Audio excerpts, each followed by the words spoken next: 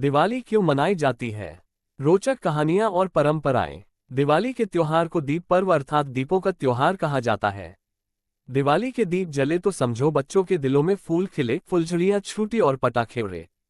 क्यों ना हो ऐसा? ये सब त्योहार का हिस्सा है, आनंद का स्रोत है। दीप पर्व अथवा दिवाली क्यों मनाई जाती है?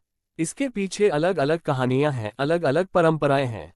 कहते हैं कि जब भगवान श्री राम 14 वर्ष के वनवास के पश्चात अयोध्या नगरी लौटे थे, तब उनकी प्रजा ने मकानों की सफाई की और दीप जलाकर उनका स्वागत किया। दूसरी कथा के अनुसार जब श्री कृष्ण ने राक्षस नरकासुर का वध करके प्रजा को उसके आतंक से मुक्ति दिलाई तो द्वारका की प्रजा ने दीपक जलाकर उनको धन्यवाद दिया। एक और परंपरा के अनुसार सतयुग में जब समुद्र मंथन हुआ तो धन्वंतरी और देवी लक्ष्मी के प्रकट होने पर दीप जलाकर आनंद व्यक्त किया गया। जो भी कथा हो, ये बात निश्चित है कि दीपक आनंद प्रकट करने के लिए जलाए जाते हैं, खुशियां बांटने का काम करते हैं। भारतीय संस्कृति में दीपक को सत्य और ज्ञान का द्योतक माना जाता है, क्योंकि वो स्वयं जलता है पर दूसरों को प्रकाश देता है। दीपक की इसी विशेषता के कारण धार्मिक पुस्तकों में उसे ब्रह्मा स्वरूप माना जाता है। ये भी कहा जाता है कि दीपदान से शारीरिक एवं आध्यात्मिक शक्ति प्राप्त होती है।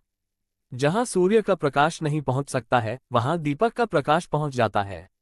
दीपक को सूर्य का भाग, सूर्यांश संभवो दीप कहा जाता है। धार्मिक पुस्तक स्कंद पुराण के अनुसार दीपक का जन्म यज्ञ से हुआ है। यज्ञ देवताओं और मनुष्य के मध्य संवाद साधने का माध्यम है। यज्ञ की अग्नि से जन्मे दीपक पूजा का महत्वपूर्ण भाग है। जब सूर्य का जन्म हुआ तब उसने संपूर्ण दिवस संसार को अपने प्रकाश से आलोकित किया। जैसे जैसे उसके अस्त होने का समय समीप आने लगा, उसे ये चिंता होने लगी कि अब क्या होगा।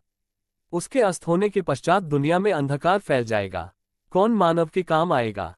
कौन उन्हें रास्ता दिखाएगा? सहसा एक आवाज आए, आप चिंतित न हो, मैं हूं ना। मैं एक छोटा सा दीपक हूं, पर प्रातःकाल तक अर्थात आपके उदय होने तक मैं अपने सामर्थ्य भर संसार को प्रकाश देने का प्रयत्न करूंगा।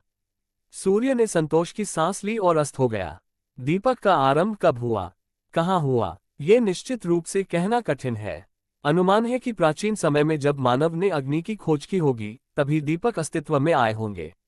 आरंभ में घास फूस को बांधकर जलाया गया और प्रकाश प्राप्त किया गया। आग जल जाती थी तो जली हुई रखी जाती। मशाल के रूप में ये दीपक थे, जो प्रकाश देते थे। पत्थर के युग में मानव ने प्रथमत खोखले पत्थरों को दीपक की भांति उपयोग में लाना आरंभ किया। वृक्षों की पतली नर्म छाल को रस्सी की भांति बटकर बाती बनाई जाती। फिर मानव ने पत्थर और पत्थर की चट्टानों को खोदकर दिए बनाना आरंभ किया। गुफाओं में मूर्तियां एवं चित्र बनाने की प्रक्रिया में पत्थर के ये दीपक सहायक सिद्ध हुए।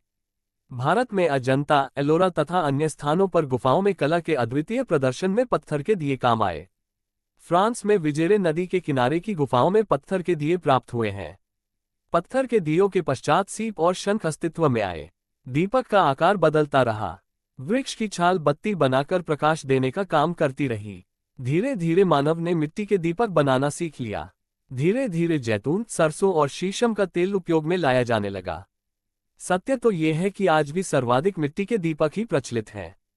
दीपक की यात्रा की अगली मंजिल थी धातु की खोज। सोना, चांदी, तांबा, पीतल आदि धातुओं को पिघलाकर विभिन्न आकारों के दीपक बनाए जाने लगे। छोटे से छोटे और बड़े से बड़े 6-7 फुट ऊंचे दीपक तैयार किए जाने लगे।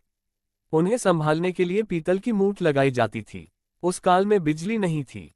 समृद्ध परिवारों में उपयोग किए जाने के लिए झाड़ फानूस तैयार हुए, जिनमें एक साथ कई कई दीपक और मोमबत्तियां जलकर दिन के प्रकाश जैसा प्रकाश देते थे। धार्मिक स्थानों में भी फानूस लगाए जाते थे। सुंदर नक्काशी वाले दीपक मंदिरों की छत में लगाए जाते थे।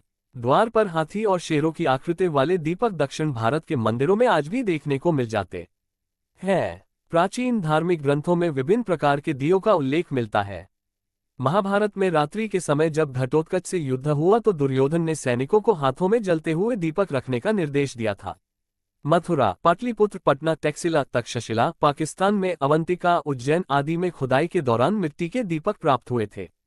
टैक्सिला के दीपक कलाकारी के उत्तम नमूने थे। उनमें विशेष बात यह थी कि दीपक का निचला भाग ठंडा रखने के लिए उनमें पानी भरने का स्थान होता था। हड़प्पा संस्कृति के दीपक बलूचिस्तान में मालनामी स्थान से प्राप्त हुए। वो मिट्टी से बने चौकोर दीपक थे। उनके चारों कोनों में बत्तियां रखने का स्थान था। मोहनजोदड़ो में पाए गए दीपक गोलाकार थे। वहां मार्ग के दोनों ओर लगाए जाने वाले दीपक भी प्राप्त हुए थे। भारत में यूनान देश के दीपकों से प्रभावित होकर नाव के आकार के दीपक भी बनाए गए। प्याले के आकार के दीपक तो 5वीं शताब्दी से पूर्व तक बनने लगे थे। इनके अतिरिक्त मंदिर में आरती के समय उपयोग में आने वाले पंचमुखी और सप्तमुखी दीपक भी प्रचलन में थे। पूजा के समय दीपक अर्चना दीप कहलाते थे। शयन कक्ष में निशी दीपक प्रयुक्त होते थे। बंदरगाहों में मार्ग दिखाने वाले आकाश दीप नाम से जाने जाते थे। पेड़ों पर लटकाए जाने वाले दीपकों का वृक्ष दीप नाम था। इनमें अनेक टहनियां होती थीं। प्रत्येक टहनी पर दीपक और ऊपर भाग में किसी देवी देवता की मूर्ति केवल सिर होता था। घर के त्योहारों में आटे के दीपक काम में लाए जाते थे।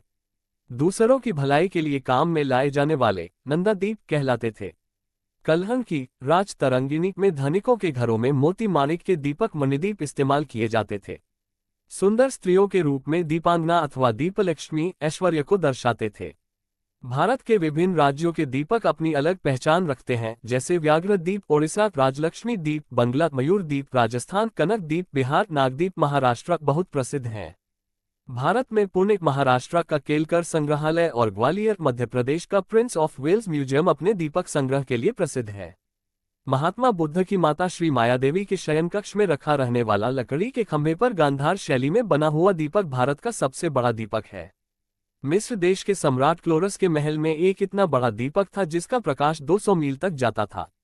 रोम के एक मकबरे समाधि से एक ऐसा दीपक प्राप्त हुआ जो 2000 वर्षों से जल रहा था।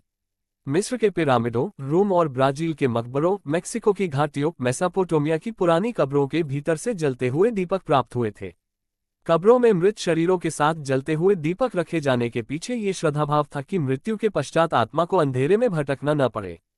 उस काल में ऐसे प्रतिभाशाली रासायनिक वैज्ञानिक मौजूद थे जिन्होंने बिना ऑक्सीजन, बिना तेल के जलने वाले दीपक बनाए जो वर्षों तक जलते रहे। आधुनिक वैज्ञानिक ये मानते हैं कि सोडियम, एंटिमनी, सोना, पारा, प्लेटिनम और गंधक मिलाकर वो रसायन तैयार किया जाता था।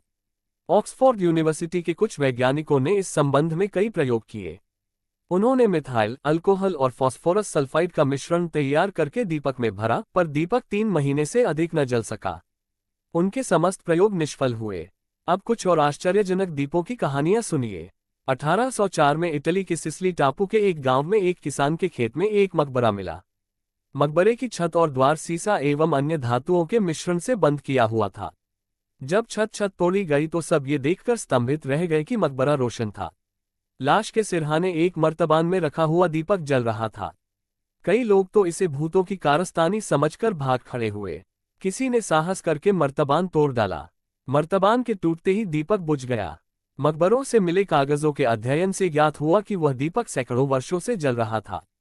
इतिहासकार विलियम काम्पबेल ने मेसोपोटामिया के एक मकबरे में पाए जाने वाले प्रज्वलित दीपक संबंधी जानकारी देते हुए लिखा, उस दीपक में तेल के स्थान पर पिघला हुआ सोना भरा था। इससे ये निष्कर्ष निकला कि प्राचीन काल के रसायन शास्त्री सोने को एक ऐसे मिश्रण में परिवर्तित करने की कला से परिचित थे जो वर्षों तक दीपक को प्रज्वलित रख सकता था।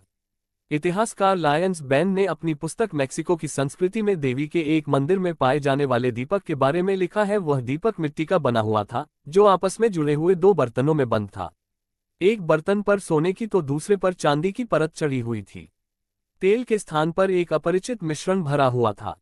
उन बर्तनों पर लिखी हुई जानकारी से ज्ञात हुआ कि किसी राजा ने देवी आगस्टा को वो दीपक शुद्धस्वरूप पेश किया था और जो वर्षों से रोशन था। सेंट आगस्टाइन ने सौंदर्य की देवी वीनस के मंदिर में जलने वाले दीपक का उल्लेख किया है जो न जाने कितने हजार वर्षों से जल रहा था। दीपावली से जुड़ी 10 प्रमुख ऐतिहासिक घटनाएं। दीपावली हिंदू धर्म का सबसे बड़ा और महत्वपूर्ण त्योहार माना जाता है। शास्त्रों व कहावतों में दीपावली मनाने के अलग अलग कारणों के बारे में बताया गया है। साधारणतः हम लोग दीपावली मनाने का कारण राम के 14 वर्ष का वनवास समाप्त कर अयोध्या लौटने व समुद्र मंथन द्वारा लक्ष्मी के प्राकट्य को मानते हैं। लेकिन इनके अलावा शास्त्रों के अनुसार दीपावली का ये त्योहार युगों की अन्य महत्वपूर्ण घटनाओं का भी साक्षी रहा है। जानिए दीपावली से जुड़ी 10 प्रमुख ऐतिहासिक घटनाएं। 1. लक्ष्मी अवतरण। कार्तिक मास की अमावस्या तिथि को मां लक्ष्मी समुद्र मंथन द्वारा धरती पर प्रकट हुई थी। दीपावली के त्योहार को मनाने का सबसे खास कारण यही है। इस पर्व को मां लक्ष्मी के स्वागत के रूप में मनाते हैं और हर घर को सजाया संवारा जाता है ताकि मां का आगमन हो। 2. भगवान विष्णु द्वारा लक्ष्मी जी को बचाना। इस घटना का उल्लेख हमारे शास्त्रों में मिलता है। कहा जाता है कि इस दिन भगवान विष्णु ने वामन अवतार लेकर राजा बलि से माता लक्ष्मी को मुक्त करवाया था। 3. भगवान राम की विजय। रामायण के अनुसार इस दिन जब भगवान राम, सीताजी और भाई लक्ष्मण के साथ 14 वर्ष का वनवास पूर्ण कर अयोध्या वापस लौटे थे। उनके स्वागत में पूरी अयोध्या को दीप जलाकर रोशन किया गया था। 4. नरकासुर वध। भगवान कृष्ण ने नरकासुर का वध कर 16,000 स्त्रियों को इसी दिन मुक्त करवाया था। इसी खुशी में दीपावली का त्योहार 2 दिन तक मनाया गया और इसे विजय पर्व के नाम से जाना गया। 5. पांडवों की वापसी। महाभारत के अनुसार जब कौरव और पांडव के बीच होने वाले चौसर के खेल में पांडव हार गए तो उन्हें 12 वर्ष का अज्ञातवास दिया गया था। 5 पांडव अपना 12 साल का वनवास समाप्त कर इसी दिन वापस लौटे थे। उनके लौटने की खुशी में दीप जलाकर खुशी के साथ दीपावली मनाई गई थी। 6. विक्रमादित्य का राजतिलक। राजा विक्रमादित्य के राजतिलक का प्रसंग भी इसी दिन से जुड़ा हुआ है। बताया जाता है कि राजा विक्रमादित्य का राजतिलक इस दिन किया गया था, जिससे दिवाली का महत्व और खुशियां दुगुनी हो गईं। 7. आर्य समाज। स्वामी दयानंद सरस्वती द्वारा आर्य समाज की स्थापना भी इसी दिन की गई थी। इस कारण भी दीपावली का त्योहार विशेष महत्व रखता है। 8. जैन धर्म। दीपावली का दिन जैन संप्रदाय के लोगों के लिए भी विशेष रूप से महत्वपूर्ण है। जैन धर्म इस पर्व को भगवान महावीर जी के मोक्ष दिवस के रूप में मनाता है। ऐसा माना जाता है कि कार्तिक मास की अमावस्या के दिन ही भगवान महावीर को मोक्ष की प्राप्ति हुई थी। 9. सिखों धर्म। सिख धर्म के लिए भी दीपावली बहुत महत्वपूर्ण पर्व है। इस दिन को सिख धर्म के तीसरे गुरु अमरदास जी ने लालपत्र दिवस के रूप में मनाया था, जिसमें सभी श्रद्धालु गुरु से आशीर्वाद लेने पहुंचे थे। इसके अलावा सन 1577 में अमृतसर के हरिमंदिर साहिब का शिलान्यास भी दीपावली के दिन ही किया गया था। 10. सन 1619 में सिख गुरु हरगोबिंद जी को ग्वालियर के किले में 52 राजाओं के साथ मुक्त किया जाना भी इस दिन की प्रमुख ऐतिहासिक घटना रही है। इसलिए इस पर्व को सिख समाज बंदी छोड़ दिवस के रूप में भी मनाता है। इन राजाओं व हरगोबिंद सिंह जी को मुगल बादशाह जहांगीर ने नजरबंद किया हुआ था।